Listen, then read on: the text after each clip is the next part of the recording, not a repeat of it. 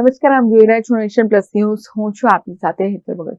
ડભોઈ પોલીસના ઊંઘ ઉડાડતા CCTV footage સામે આવ્યા છે, જેમાં ડભોઈમાં એવલન સ્કૂલ પાસે અક્ષર કાઉન્ટી સોસાયટીમાં 4 જેટલા હથિયારધારી ચોર ટોળકી સીસીટીવી ફૂટેજમાં કેદ થઈ છે. ડભોઈ પોલીસની ઊંઘ ઉડાડતો વિડીયો સામે આવ્યો છે. ડભોઈમાં એવલન સ્કૂલ પાસે અક્ષર કાઉન્ટી સોસાયટીમાં 4 જેટલા હથિયારધારી ચોર ટોળકી સીસીટીવી ફૂટેજમાં કેદ થયા છે. એક ઘરનું તાળું તોડી ચોરી કરવાનો પ્રયાસ કર્યો હતો, જેમાં બીજા ઘરનું આ ચોર ટોળકી તાળું તોડવા જતા ઘર માલિક જાગી જતા ચોર ટોળકી ફરાર થઈ ગઈ હતી. સીસીટીવી ફૂટેજમાં કેદ ચોર ટોળકીના વિડીયો સામે આવ્યા છે, જેમાં જોઈ શકાય છે કે પોલીસનો જાણે કોઈ ડર જ ના રહ્યો હોય, કોઈ ખૌફ જ રહ્યો ના હોય તેમ જણાઈ રહ્યું છે, જેમાં તેઓ ખુલ્લા હથિયાર લઈને કેમેરામાં કેદ થયા છે.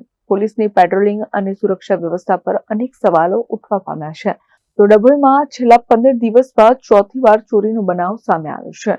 પોલીસે સીસીટીવી ફૂટેજના આધારે કાર્યવાહી હાથ ધરી છે. મિત માથ્યુ, નેશન પ્લસ ન્યૂઝ, ડભોઈ. સમાચારોના સતત અપડેટ મેળવવા માટે અમારી નેશન પ્લસ ન્યૂઝની યુટ્યુબ ચેનલને સબસ્ક્રાઇબ કરો, બેલ આઇકન દબાવો અને જોડાયેલા રહો ફેસબુક, ઇન્સ્ટાગ્રામ અને ટ્વિટર પર.